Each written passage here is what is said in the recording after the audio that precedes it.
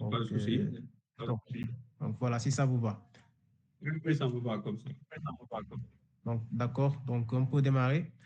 Alors, je dis d'abord bonjour à toutes et à tous et bienvenue, comme vous l'avez si bien dit, donc chers auditeurs, dans cette nouvelle panel.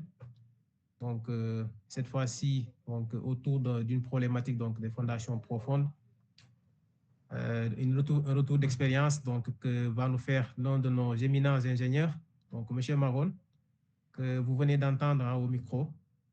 Alors, je suis très heureux de vous accueillir donc, dans le cadre de cette session donc, du Club Géotechnique. Donc, pour ce webinaire qui est intitulé, comme vous le voyez, réalisation, donc, ou bien disons retour d'expérience sur la réalisation de fondations profondes par Pierre Refoulant, exemple des pieds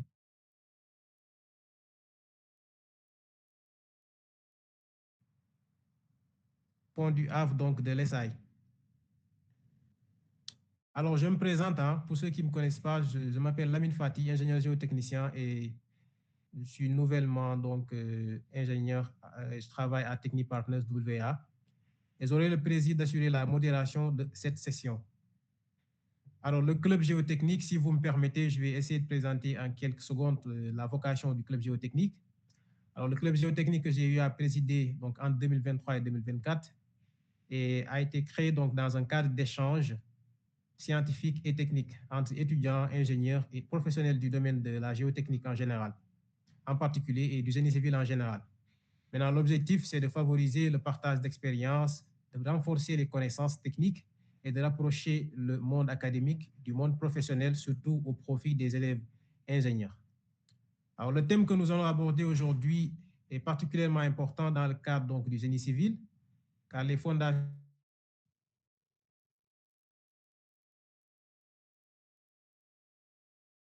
donc, car les fondations, comme vous le savez, jouent un rôle essentiel dans la stabilité et la durabilité des ouvrages. Alors, nous aurons la chance d'écouter effectivement aujourd'hui un retour d'expérience concret sur la réalisation de pieux avec refoulement de sol, donc une technique qui est largement utilisée dans les projets d'infrastructure et d'ouvrages d'art. Mais avant de démarrer, permettez-moi de vous présenter brièvement donc, le plan en fait du webinaire. Alors, ce qui est prévu, donc, M. Maron, c'est que le webinaire va durer autour de 1h30 minutes. Donc, par donc, quelques mots d'introduction d'un invité surprise que nous avons eu aujourd'hui. Ensuite, nous donnerons la parole à notre présentateur du jour, monsieur Maron, qui nous fera une présentation d'environ 40 minutes, 50 minutes, ça dépendra. Après sa présentation, donc, je ferai une brève synthèse des points clés afin de faciliter un peu la compréhension globale du sujet. Ensuite, nous ouvrirons une session de questions-réponses d'environ 40 minutes après donc, la présentation pour permettre aux participants d'échanger avec notre intervenant. Et enfin, la session se terminera par donc, les mots de clôture du président de la commission pédagogique, M. Mamadou Diouf. Eh bien, sans plus tarder, je vais donner la parole donc, à M. Mohamed Ning, qui donc se trouve est le premier président du club géotechnique. Monsieur Mamadou Ning, vous avez la parole. Bonjour, bonsoir. Bonsoir, monsieur. J'espère que ça va, le son, c'est bon? Oui, ça va très bien. Alhamdulillah. Donc, bonjour, bonsoir à toutes et à tous. Monsieur le Président du Club Géotechnique et à tous les membres de son équipe, Monsieur le présentateur, ingénieur Modou Maron, Monsieur Mamadou Diouf, président de la commission pédagogique, Monsieur le modérateur, ingénieur Lamine Fati, mesdames et messieurs, ici présents. Je tiens tout d'abord à vous exprimer toute ma gratitude pour m'avoir donné la parole aujourd'hui afin de prononcer les mots d'ouverture de ce panel. C'est Mohamed Ning que je m'appelle. Je suis ingénieur chargé de projet à la Géroute Sénégal. Ça, c'est monsieur le président du club géotechnique, que c'est un immense honneur pour moi de prononcer ces mots d'ouverture en tant que premier président du club géotechnique. Je rappelle que le club géotechnique a été créé au cours de l'année académique 2016-2017.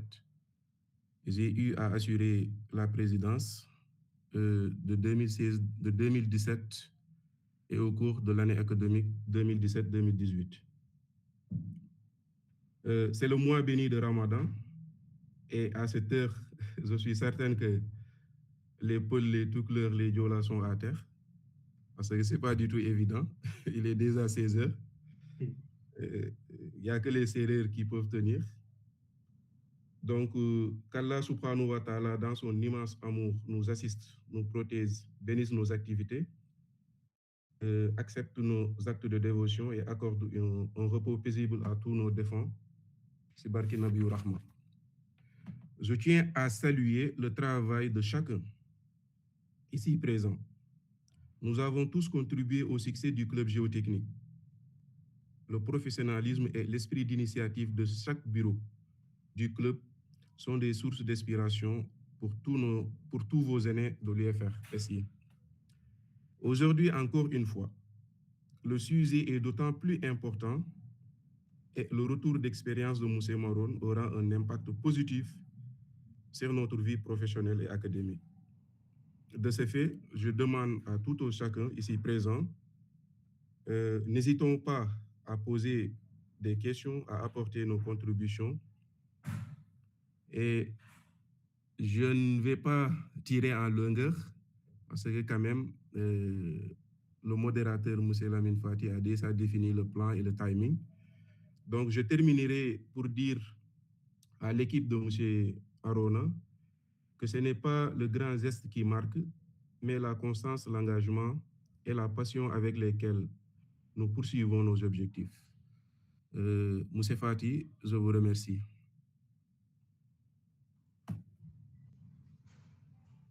Nous vous remercions encore une fois, M. Mohamed Ning, et pour vous dire que c'est avec une très grande fierté donc, que vos mots nous vont tout droit au cœur. Quand donc le président Aruna John m'avait fait savoir que c'était le premier président en fait, du club qui allait donc ouvrir en fait, ce webinaire, je n'y avais pas cru, parce que déjà c'est un grand honneur que vous nous faites. Et nous avons franchement beaucoup à vous donc, en tout cas, à vous remercier pour d'avoir donc initié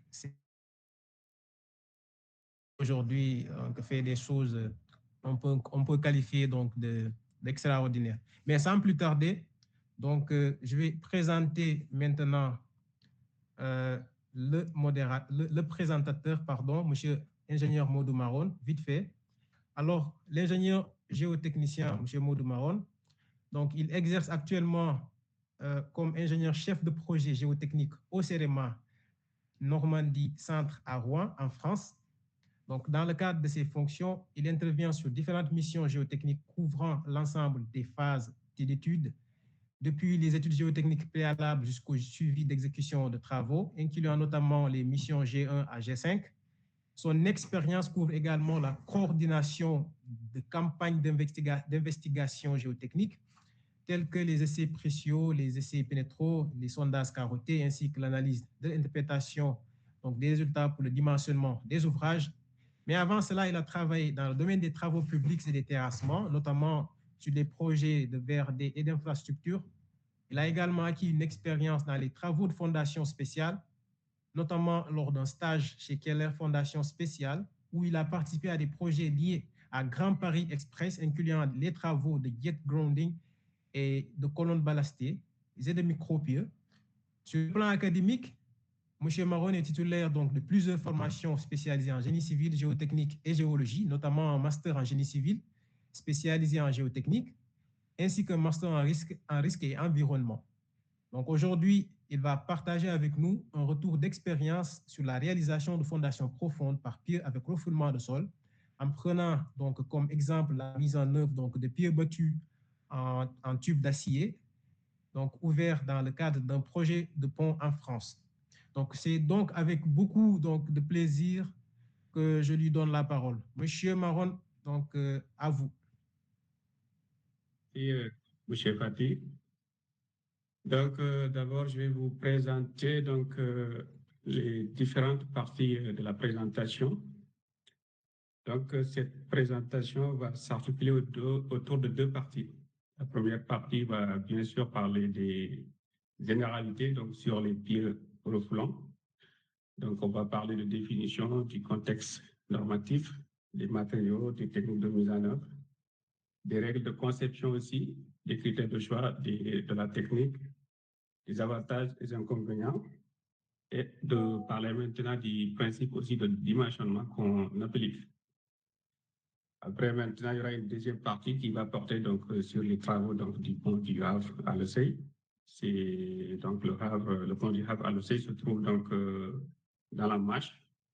C'est un département donc, français donc, qui se trouve au nord-ouest de la France. Donc, sur ce, on va parler donc, de l'ensemble des caractéristiques du pont, de l'ensemble des investigations géotechniques qu'on a effectuées donc, avant les travaux, et du calcul aussi de justification des fondations avant de passer donc, et de finir par la procédure d'exécution. Donc, qu'est-ce qu'un pieu? Donc, le pieu, c'est un élément structurel donc, placé dans le sol pour transférer des actions et ou limiter des déformations et dont le rapport d'avancement n'est pas limité.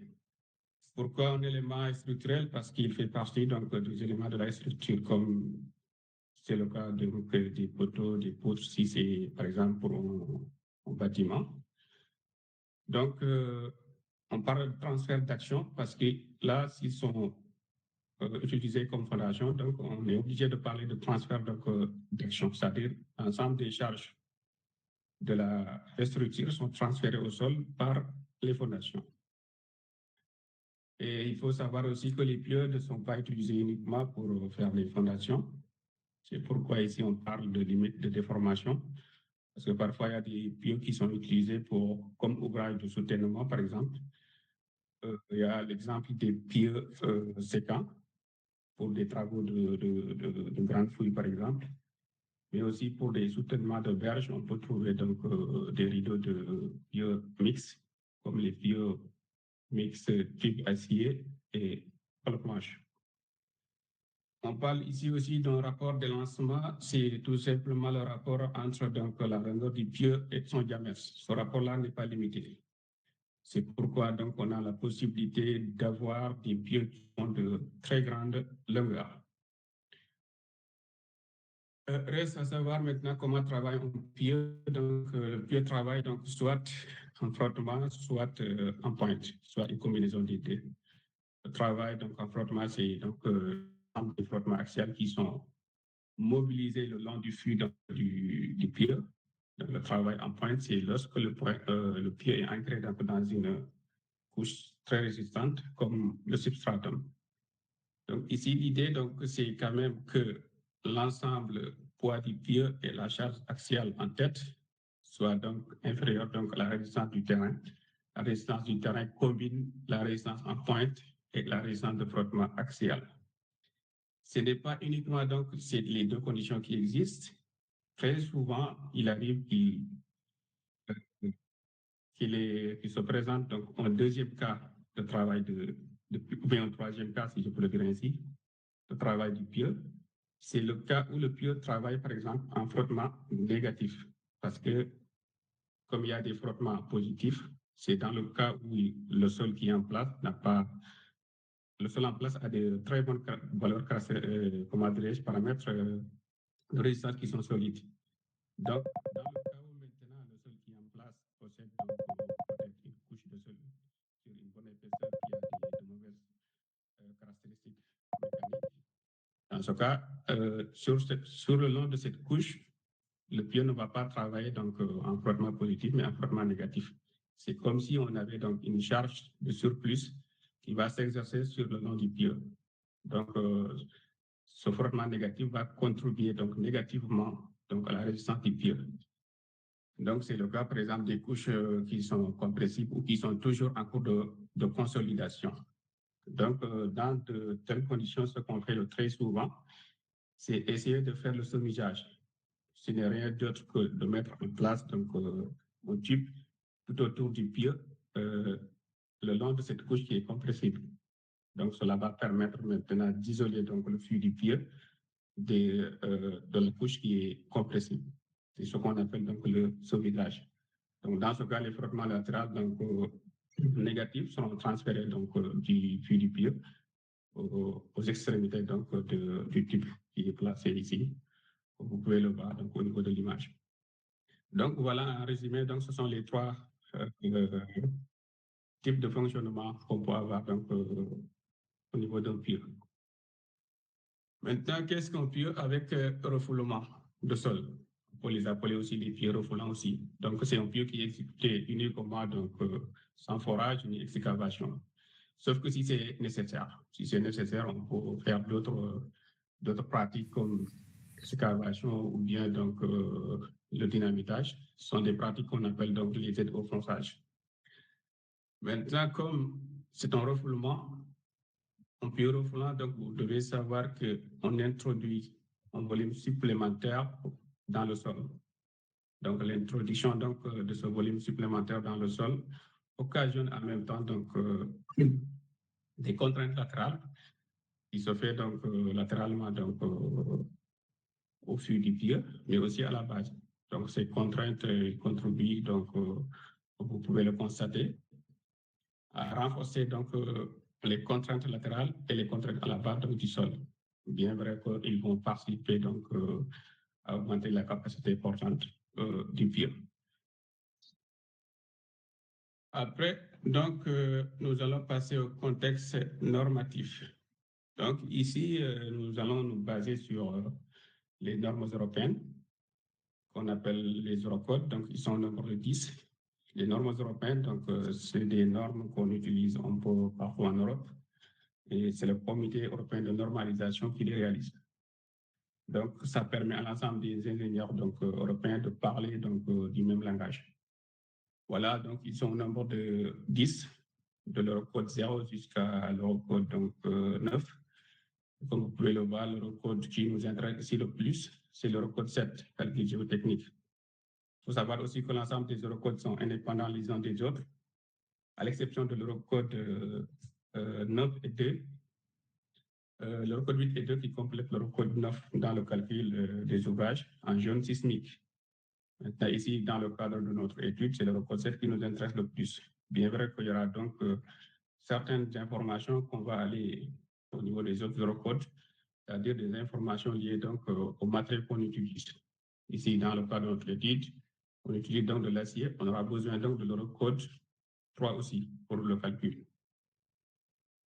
Maintenant, il faut savoir aussi que, à l'exception des autres, l'exception de l'Eurocode des autres Eurocodes, l'Eurocode 7 présente ce qu'on appelle des normes d'application. Donc, chaque pays donc, a le droit de mettre en place des règles de calcul permettant d'appliquer l'Eurocode 7 dans son pays.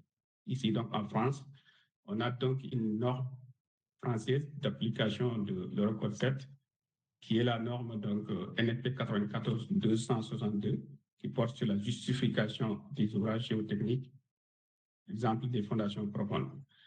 Donc, cette norme française d'application de l'Eurocode 7 regroupe l'ensemble donc, des mises en œuvre, donc, des formes de mise en œuvre courantes qu'on peut trouver donc, dans le fascicule 62, titre 5 du CCTG, mais aussi dans la norme NFP 11-212, c'est la norme qui remplace l'ex-DTU 13.2, mais aussi dans l'Eurocode 7, partie 1, la norme NFEN 1997-1, c'est l'Eurocode donc 7, à sa partie numéro 1, parce que l'Eurocode 7 est divisé en deux parties.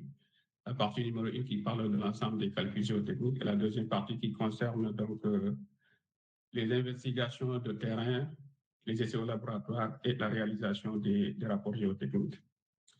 Maintenant, cette norme française va nous aider donc à dimensionner et à justifier donc nos ouvrages de fondation profonde. Mais il faut savoir que c'est une norme qui concerne uniquement les ouvrages de catégorie 2. Après, on verra ce que veut dire catégorie 2. Et aussi, il concerne des fondations qui sont sollicitées, qui sont soumises à des sollicitations statiques ou bien donc à des sollicitations pouvant être considérées comme esthétiques dans le calcul donc, des fondations. Après, toujours avec cette norme, c'est d'ailleurs celle qu'on va utiliser davantage pour le reste de la présentation. Cette norme classe donc les pieux 8 classes et 20 catégories. Nous, les pieux dont nous sommes en train de faire leur présentation appartiennent soit à la classe 4, soit à la classe 5, soit à la catégorie 12, soit à la catégorie 13. Vous pouvez le voir, donc les pieds acier battus, les pieds acier ouverts, donc appartiennent à la catégorie 13. Donc c'est cette norme aussi, qui est une norme française mais européenne, 12699, qui définit les règles de conception de ces pieux. Après, donc, les matériaux qui constituent donc les pieux battus sont divers. On peut avoir des pieux battus en acier, comme on peut avoir des pieux battus en bois, en béton, en coulis ou bien donc en matériaux composites. Donc, ici aujourd'hui, donc, dans notre cadre de présentation de notre projet Autant pour moi, ce sont ces types de pieux-là en acier qu'on va étudier. Après, donc, ce sont des pieux donc, qui peuvent avoir des dimensions allant de 150 mm jusqu'à 6 mètres de profondeur, comme adresse de diamètre. Au-delà de 150 mm, on peut considérer qu'on est en présence de micro-pieux.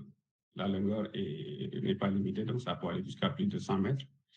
Et les sections donc, varient. On peut avoir des sections circulaires, des sections hexagonales, des sections triangulaires et des sections circulaires. Ici, vous voyez un ensemble, on a des exemples de sections. Ici, c'est rectangulaire, ici, c'est circulaire. Ça, ce sont des sections à U. L'exemple donc des H battus. Et sur ce cadran, vous voyez qu'on a d'autres types de sections qu'on peut trouver. Ici, c'est l'exemple quand même de ce qu'on appelle les palpires. C'est un assemblage donc, de pales blanches en U qui nous permet d'avoir ce type de sections. On les appelle les palpires. Maintenant, ici, les fûts, donc le fût des pieux, on peut avoir des fûts qui sont rectilignes, dans le cas où donc on n'a pas besoin de faire du rabotage notamment. Par contre, on peut avoir aussi des fûts qui sont télescopiques, dans le cas où le rabotage est obligatoire. Après, donc, ils peuvent être aussi, comment dirais-je, élargis à la base, comme ils peuvent être équipés de sabots, comme c'est le cas ici. Les techniques de mise en place de ces pieux-là varient entre battage, vibrage, vérinage, vissage ou bien combinaison de 2 méthodes si nécessaire. Donc, ce qu'il faut savoir, l'ensemble de ces techniques-là sont regroupées sous le terme de fonçage. Ce qu'il faut savoir aussi et qui est très important à ne pas négliger, c'est les règles de conception. Avant même d'attaquer les travaux, un certain nombre de règles de conception qu'on doit assurer, surtout sur tout ce qui porte sur les dimensions des pieux, sur les dimensions à savoir diamètre et le type aussi. C'est pourquoi, en phase avant-projet, la définition d'un modèle géotechnique très cohérent est nécessaire. Et cela va aider donc à avoir une bonne connaissance donc, du terrain. C'est pourquoi donc, à cette phase, donc, pour des pieux donc, battus, l'essai qui est le plus préférable parmi les essais peut être l'essai de pénétromètre statique, parce que c'est très semblable donc, à un fonçage de ces types de pieux. Au cas où maintenant on n'a pas donc une bonne connaissance du terrain, malgré donc les investigations qui sont réalisées in situ, donc on fait ce qu'on appelle donc des pieux d'essai. Donc on va considérer donc un pieu avec les mêmes dimensions qu'on a établies dans le cahier des charges pour donc essayer de les enfoncer. Si ça marche, donc on sait qu'avec la technique va marcher. Par contre, si ça ne marche pas, on essaye de trouver d'autres alternatives. Autre chose qui est très, très, très importante aussi, c'est en phase de conception, il faut dire si vos pieux seront inclinés ou pas. Mais de toute façon, s'ils seront inclinés ou pas, à la phase de réalisation, ce qu'il faut respecter, c'est que c'est l'inclinaison maximale tolérée donc, en phase de travaux. Cette inclinaison ne doit pas dépasser 0,04 mètres par mètre, environ 4%.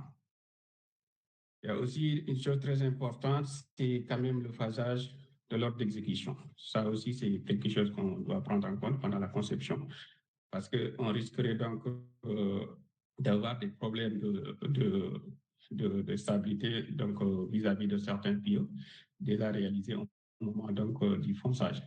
C'est pourquoi le phasage et l'ordre d'exécution, c'est quelque chose qui est très important.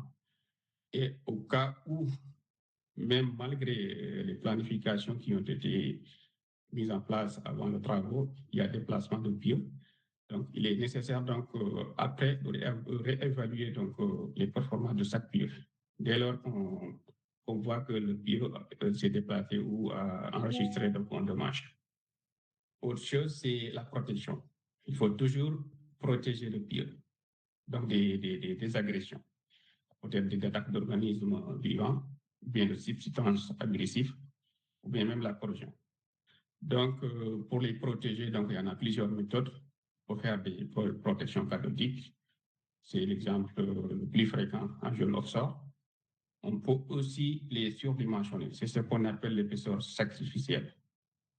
L'épaisseur sacrificielle, par exemple, si réellement on a besoin d'un pieu qui fait une épaisseur de 10 mm, par exemple, pour prendre en compte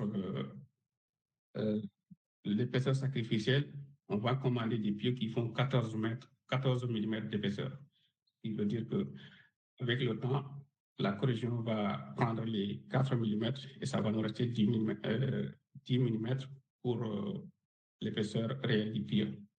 On parle aussi de béton ou bien d'acier qui est approprié, c'est-à-dire comment dirais-je, un béton ou bien un type d'acier qui est conçu de telle sorte à pouvoir résister donc aux agressions, même si ce n'est pas donc protégé. C'est ce qu'on appelle l'acier ou béton approprié. Il y en a, dans certains cas aussi, on peut faire un tibage. Si donc on voit que donc, la cohésion drainée du sol donc, est inférieure à 15 kPa, on peut faire ce type de tibage ou bien un gainage. Un cas particulier pour les pieux en bois. Ce sont des pieux qui n'acceptent pas donc, une fluctuation de nappe ou bien de niveau d'eau. Donc, il faut toujours les maintenir dans l'eau. Sinon, s'il y a donc une fluctuation, les pieux vont pourrir. Donc, le bois, il n'accepte pas qu'il soit immergé aujourd'hui et demain, donc il faut le garder toujours dans l'eau. Sinon, il va donc pourrir. Après, une chose très importante, c'est aussi donc les aides au fonçage. Ça dépend. On peut prendre en compte un certain nombre de mesures d'aide au fonçage si réellement le modèle géotechnique nous dit que ce sera très difficile de traverser certaines couches par fonçage ou bien par battage ou bien avec n'importe quel type de fonçage. Donc, dans ce cas, on prévoit donc des techniques d'aide au fonçage et prendre l'ensemble des dispositions nécessaires pour ne pas causer des dommages donc, au cours de la réalisation. Il faut aussi tenir compte donc, des contraintes maximales à appliquer donc, en tête lors du fonçage. Pour le béton, par exemple, il ne faut pas avoir il ne faut pas appliquer une contrainte qui est supérieure à 0,8 fois donc, la résistance à la compression du béton. Pour l'acier, donc il ne faut pas appliquer une contrainte supérieure à 0,9 fois la limite d'élasticité de l'acier. Pour le pieu bois, donc c'est 0,8 fois la résistance de compression donc, du bois. Une chose très importante aussi, c'est l'espacement entre les pieux. Pour éviter l'interférence possible entre les pieux, donc il faut les espacer de 3 fois donc, le diamètre du pieu, c'est-à-dire entre axes des pieux, il faut avoir donc une distance de 3 fois le diamètre. Malgré ça, pendant la réalisation, il faut vérifier quand même l'interférence possible, parce qu'on peut garder un espacement qui est bon, et malgré tout, donc, la technique de réalisation ou bien l'opérateur fait de sorte qu'il y ait une interférence. Donc, voilà, quelque sorte, les règles de conception.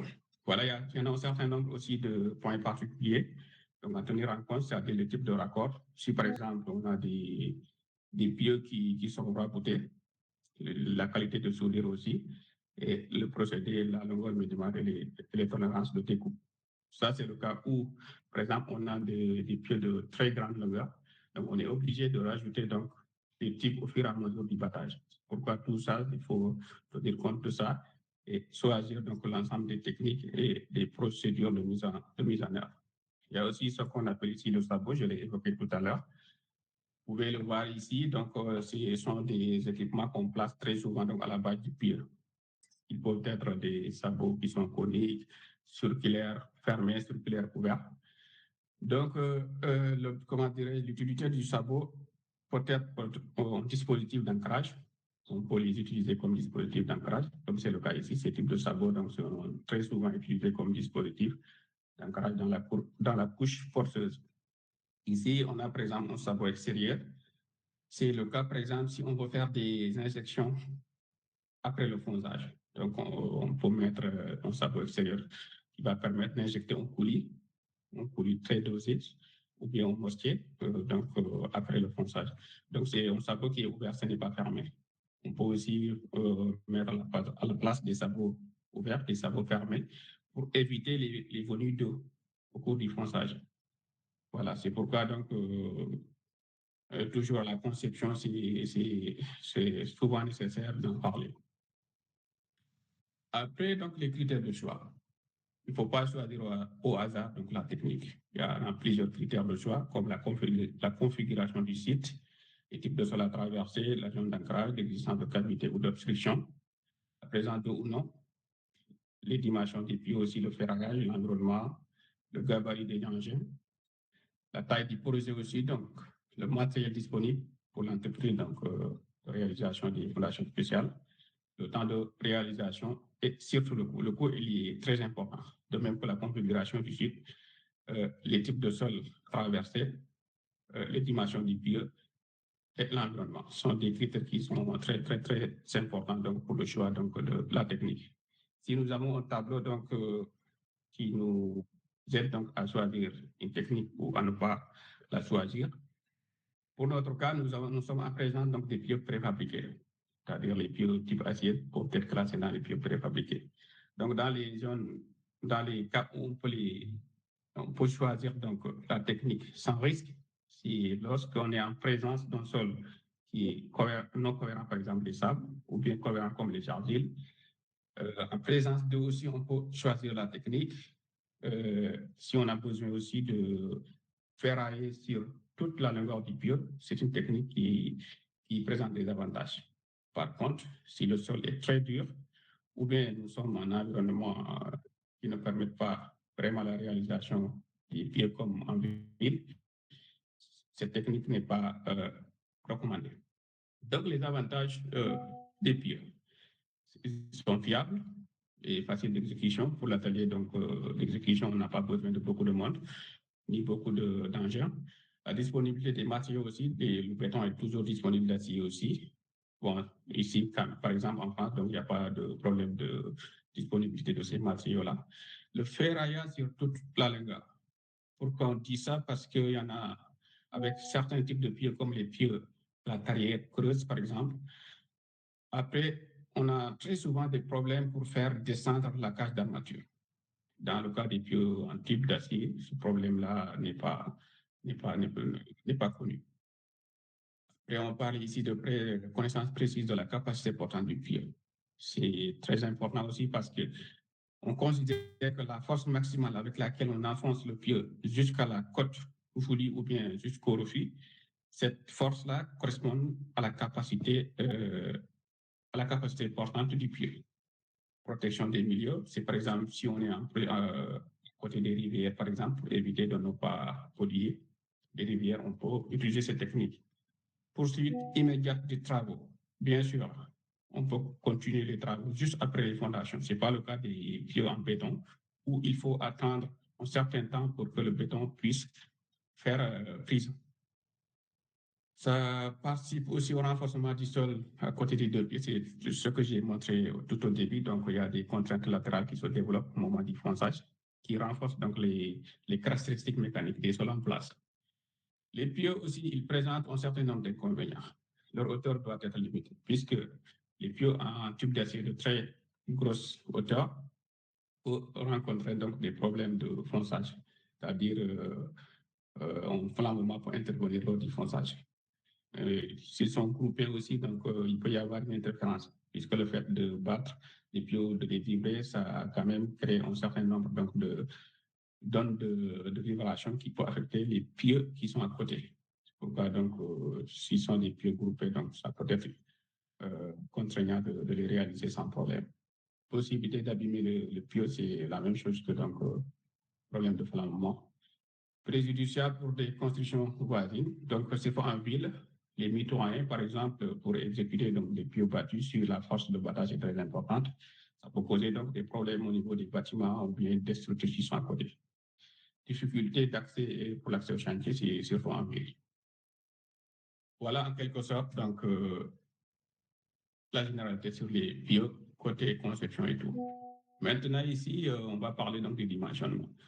Ici, le principe de dimensionnement, ça se fera donc par calcul géotechnique. Je dis par calcul géotechnique parce qu'il y en a des principes de dimensionnement qui sont soit observationnels ou bien prescriptifs ou bien par des expérimentations. Maintenant, ici, on va utiliser le calcul géotechnique, surtout les eurocodes structuraux et plus particulièrement l'eurocode 7 et spécifiquement la norme NFP 94-262. Le principe de dimensionnement par calcul s'appuie sur ce qu'on appelle le modèle semi-probabiliste. C'est quoi un modèle semi-probabiliste?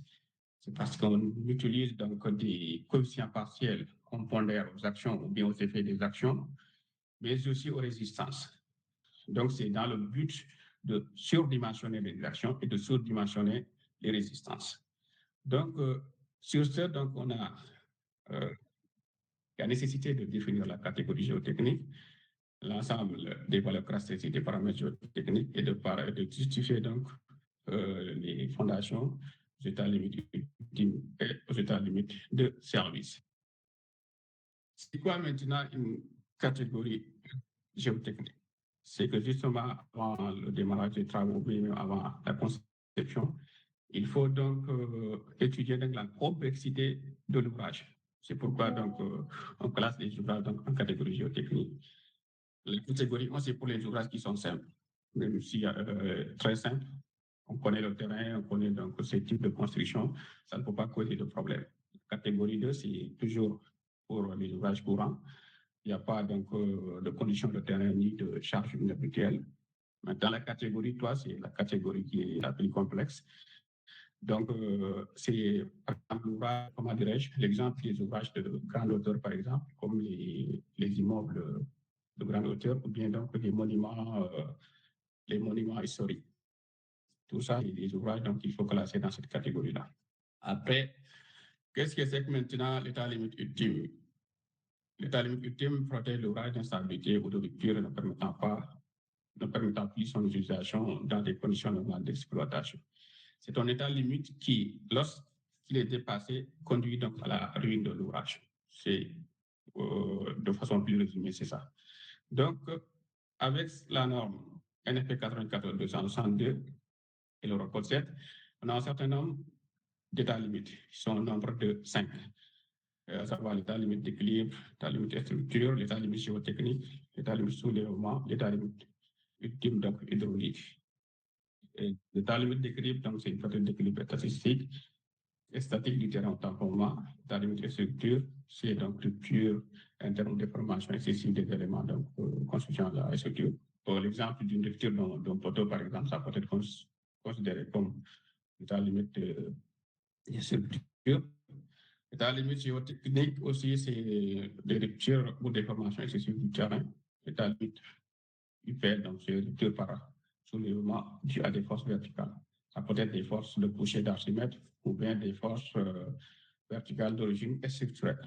L'état limite hydraulique, c'est rupture causée donc des gradients hydrauliques dans le terrain. Ça peut être donc l'exemple d'annulation des contraintes effectives dans le terrain, soit l'exemple de phénomène de régions progressives de renard hydraulique ou bien de blanche. C'est des choses qui peuvent être donc à l'origine de ce problème.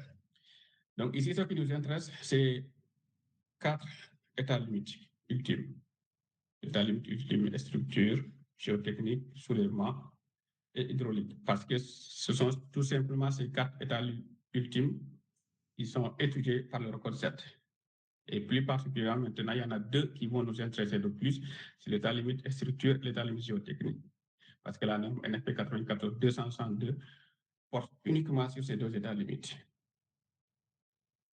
Donc, ici, ce qu'on cherche à vérifier, c'est que l'ensemble des valeurs de calcul de l'effet des actions est inférieur ou égal donc, à la valeur de calcul de résistance. Donc, ici, on a ça, donc on peut dire qu'on a justifié notre ouvrage aux états limites ultimes. Ici, vous voyez donc l'état limite structure et géotechnique dont je vous ai parlé tout à l'heure. Donc, ce sont des états limites fondamentaux pris en compte par la norme sur les fondations profondes. Donc, il faut savoir que cette norme, je vous l'ai dit tout à l'heure, concerne uniquement donc, ces 2 états limites. Ici, ce qu'on a ici, c'est un ensemble d'approches et de combinaisons. Au total, on a 3 types d'approches. L'approche de calcul, ce n'est rien d'autre que la façon dont on distribue ou bien dont on applique les coefficients partiels, les valeurs numériques des coefficients partiels donc aux actions, aux résistances intrinsèques des matériaux ou bien aux résistances dissociées, c'est-à-dire tout ce qui est résistance globale. Ici, au niveau de ce tableau-là, vous pouvez voir les valeurs numériques de coefficients partiels donc appliquées à l'ensemble des actions, que ce soit des actions permanentes ou bien des actions qui sont variables. Ces coefficients appartiennent donc à l'ensemble A, au grand ensemble A qui est subdivisé en 2 ensembles, l'ensemble A1 et l'ensemble A2. L'ensemble A1, c'est pour tout ce qui est donc combinaison structurelle, et l'ensemble A2, c'est pour les combinaisons donc géotechniques. Ici, nous avons les valeurs numériques, donc les coefficients partiels qu'on applique sur les propriétés intrinsèques de résistance des matériaux du sol, autant pour nous.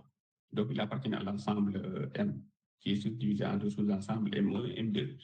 Là, c'est l'ensemble des valeurs numériques, donc des facteurs partiels appliqués au niveau des résistances. Son nombre, ils appartiennent à l'ensemble R, R1 jusqu'à R4.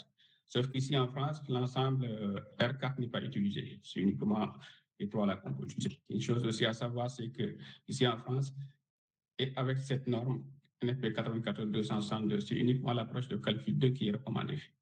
Donc, les autres, l'approche de calcul 1 n'est pas recommandée. L'approche de calcul 3 est uniquement recommandée pour le calcul des stabilités générales de cycle, par exemple. On peut l'appliquer dans ce cas de figure. Après l'état limite ultime, on a ce qu'on appelle les états limites de service. Ce sont des états limites qui sont relatifs à des exigences de fonctionnement de l'ouvrage. Ici, ce qu'on fait, c'est qu'on vérifie donc la valeur limite de calcul du critère d'aptitude au service, considéré bien sûr. On le compare donc à la valeur de calcul des effets des actions et spécifiés. Bien sûr, il faut préciser et spécifier dans le critère d'aptitude au service. Donc, après, à la fin, c'est ce qu'on vérifie. Donc, on vérifie que la valeur de calcul des effets de l'effet est inférieure donc, à la valeur de calcul du critère d'aptitude. Et l'état limite de service est vérifié. Il faut préciser que pour le calcul semi-probabiliste, l'application des coefficients partiels est uniquement obligatoire à l'état limite ultime, mais pas à l'état limite de service. Après, pour la norme NFP 94-262, les vérifications à faire aux états limites ultimes portent sur la portance ou bien résistance à l'attraction, résistance structurelle des éléments de fondation, la stabilité vis-à-vis des déplacements, la stabilité générale. Aux états limites de service, on va vérifier soit les charges de filiage et déplacement, le fonctionnement et la durabilité donc, des éléments de fondation. Voilà, donc on va attaquer donc la deuxième partie très rapidement qui porte donc sur les travaux d'exécution donc des tuyaux battus du pont du Havre à l'ECI. C'était un pont constitué donc comme vous pouvez le voir une seule travée. Donc ici on va remplacer cette buse béton, comment dirais cette buse métallique là, on va le remplacer par un pont. C'est ça le projet. Donc, pour ça, donc, il va y avoir 2 culées.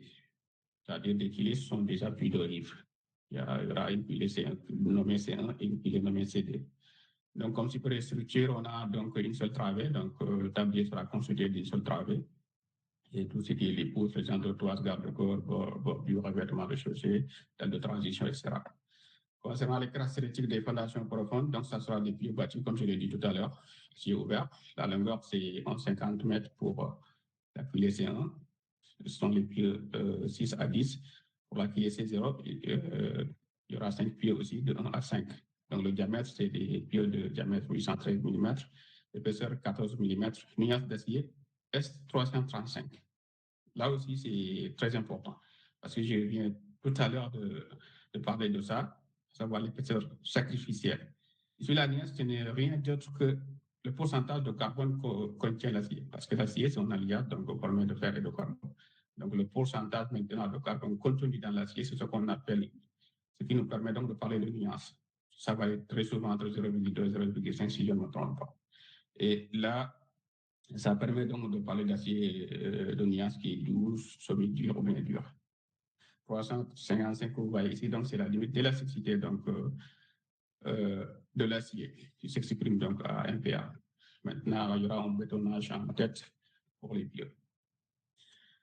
Donc, pour faire le projet, donc en phase projet, en phase avant projet, donc on avait fait un certain nombre de sondages qui étaient réalisés, des sondages pressiométriques, des sondages pétrométriques et statiques et des sondages de carottage surtout pour calculer donc les paramètres de résistance donc de cisaillement. Après, donc, le partage donc, des sondages s'est fait comme ainsi. Pour la pilier C1, donc, il y aura les sondages PS3, PS4, c'est-à-dire les sondages au pénétromètre et statodynamique, et le sondage pressiométrique SP2, et le sondage carotté SC1 sont considérés pour la pilier C0. Pour la pilier C1, ce sont ces sondages-là qui sont considérables. Donc ici, on a la vue d'ensemble du site. Et là, on peut voir la pilier C0 qui va prendre cet emplacement. Et là, la pilier C1 qui va prendre cet emplacement. Donc, pour la pilier C0, donc, on a considéré ces sondages-là, l'ensemble de ces sondages, les résultats de ces sondages-là pour définir le modèle géotechnique de cette partie. Et pour la pilier C1, on a utilisé ces sondages pour définir le modèle géotechnique de cette partie. Bien vrai que la configuration n'est pas obligatoirement que ça doit se faire comme ça, parce que il peut y avoir toujours une variation de faciès, soit longitudinalement à l'axe, soit transversalement à l'axe. Mais nous, après exploitation de l'ensemble des résultats des essais, donc on a jugé nécessaire de prendre cette configuration-là. Ici, ce que vous pouvez voir, donc, l'essai pressiométrique SP1, c'est exécuté au niveau de la pilier C1. Ici, toutes les informations sont importantes, mais les plus importantes pour nous, c'est quand même la pression limite qui nous intéresse. Bien vrai que le modèle pressiométrique maintenant, c'est important, mais là, dans ce cas-là, c'est la pression limite nette, comment dirais-je, la pression limite nette qui nous intéresse le plus. Je ne sais pas, bon, s'il y a des gens, bon, pour les gens qui ne connaissent pas cet essai, donc c'est un essai qui consiste tout simplement donc, à mesurer les limites du terrain en introduisant donc, dans son forage une sonde qu'on gonfle avec de l'eau pour mesurer donc, la résistance à la rupture du terrain.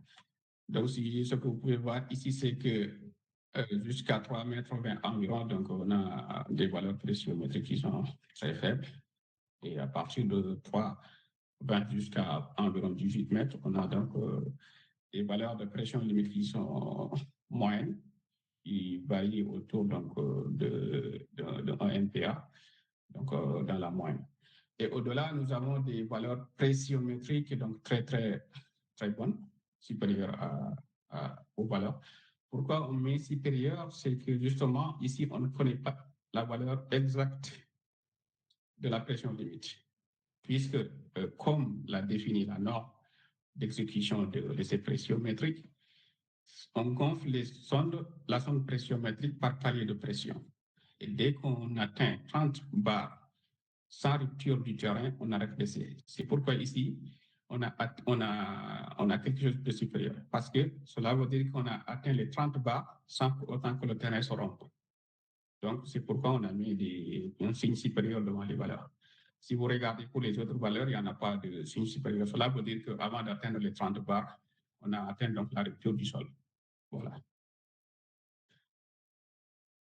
Pour la QLC0, donc c'est à peu près la même chose. On va ici jusqu'à peu près donc 2 mètres et quelques. On a des sols avec de faibles valeurs pressiométriques.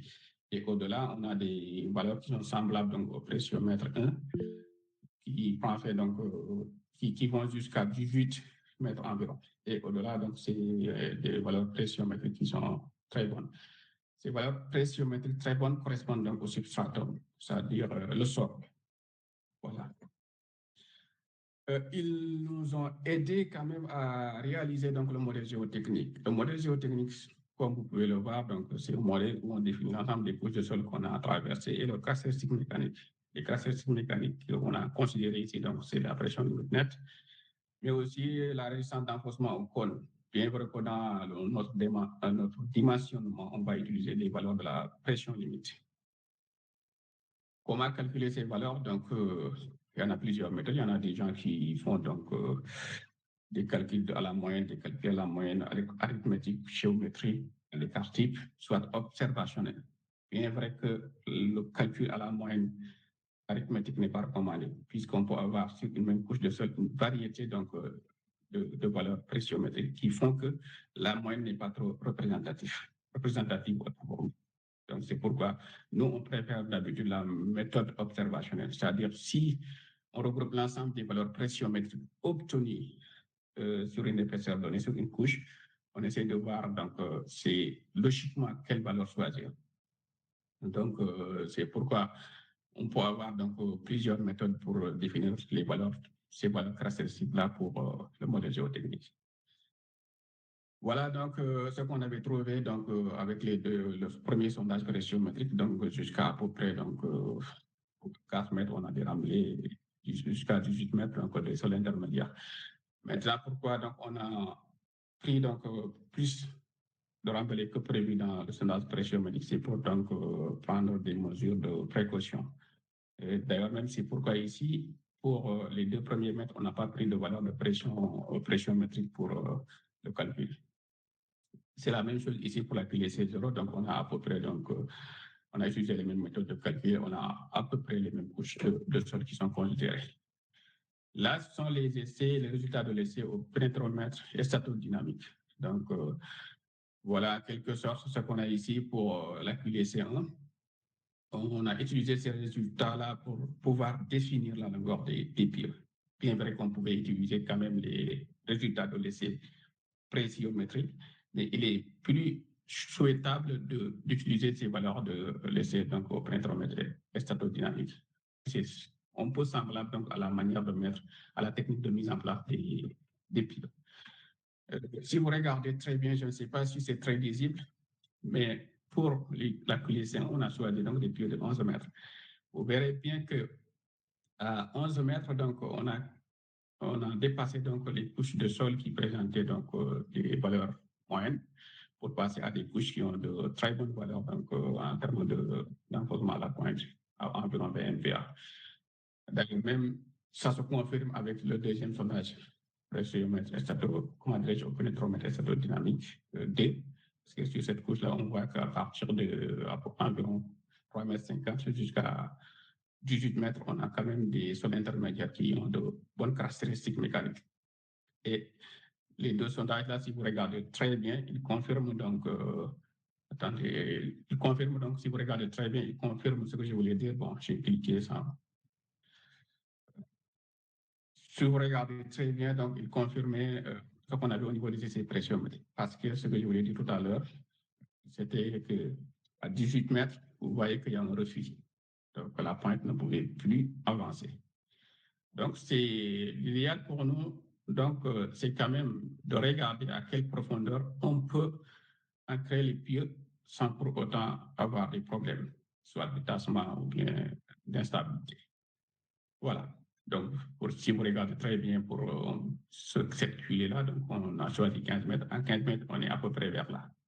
Donc, on est sûr qu'on rentre donc, dans une couche très porteuse et sur une large épaisseur aussi. Voilà. Une chose aussi à préciser, c'est que, bon, vous voyez, pénétromètre et statodynamique, c'est à peu près donc un pénétromètre dynamique et statique. La seule différence, c'est que pour un pénétromètre dynamique, on utilise une pointe qui est électrique. Donc, la pointe électrique, à un moment donné, on est obligé d'arrêter. Et si on atteint, par exemple, un effort d'enforcement de 10 tonnes utiles pour un porteur de 20 tonnes, là, on est obligé d'arrêter, sinon, donc, on risquerait d'abîmer la pointe. Alors, la pointe, elle est fragile et coûteuse. C'est pourquoi, donc, on utilise donc, les pénétromètres statodynamiques qui nous permettent de traverser des couches très tendres. Donc, là aussi, l'épaisseur sacrificielle intervient encore. Comment le calculer? On utilise le recode 3, je l'avais souligné au début. Donc, ces tableaux-là se trouvent donc dans le recode 3, vous pouvez les retrouver là-bas. Ce qu'on cherche, c'est-à-dire pour la partie des pieds qui est au côté, donc la partie qui est au côté donc, du sol, on considère donc un sol qui est naturel mais agressif et un ouvrage de 50 ans. L'épaisseur sacrificielle à considérer est de 1,75 mm. Pour la partie du pied qui sera face de l'eau, donc on considère que c'est de l'eau de mer. Bien vrai que la rivière, ce n'est pas de l'eau salée, mais pour plus de précaution, donc on considère que c'est de l'eau de mer. Donc l'épaisseur sacrificielle à considérer donc, pour un ouvrage d'une durée de 50 ans, c'est 75, comme dirais-je, 1,75 mm.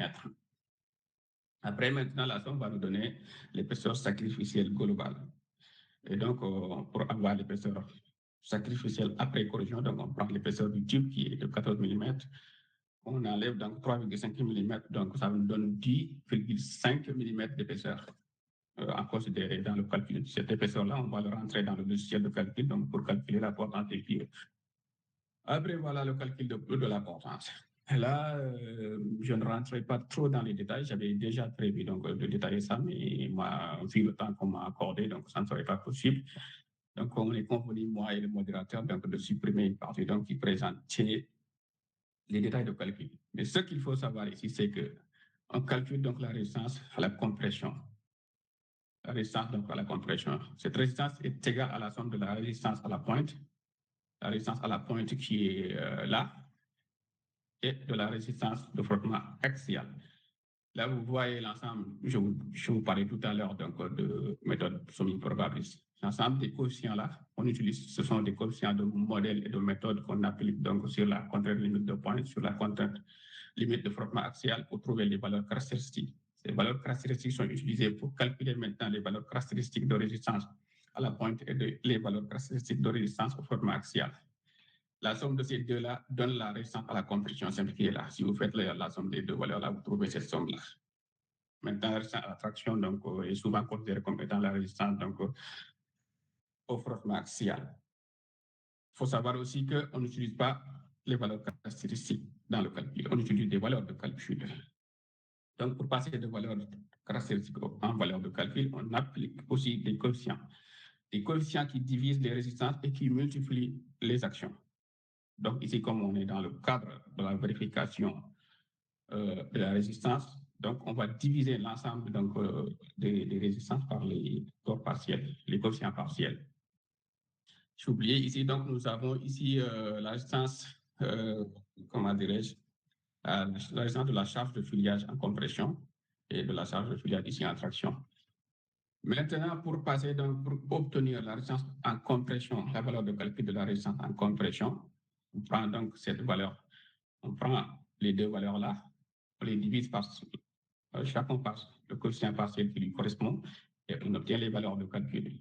Donc voilà, si vous regardez ici RB, point virgule K, c'est la valeur de calcul de résistance donc la pointe. Si on le divise donc par le facteur partiel de pointe, on obtient donc la résistance, la valeur de calcul de la résistance en pointe. De même pour la résistance axiale. Et on fait la somme, on trouve donc la valeur de calcul de la résistance de compression. La résistance à la traction, la valeur de calcul de la résistance à la traction, c'est simple. On prend la résistance, la valeur de calcul de la résistance en traction, on le divise par le facteur partiel pour la traction, on obtient cette valeur-là. Et l'ensemble de ces coefficients que vous voyez ici se choisissent donc en fonction de l'état limite et de la situation considérée. On a plusieurs états limites, état limite fondamentale, situation fondamentale, état limite accidentelle, état limite de service caractéristique et état limite de service quasi permanent.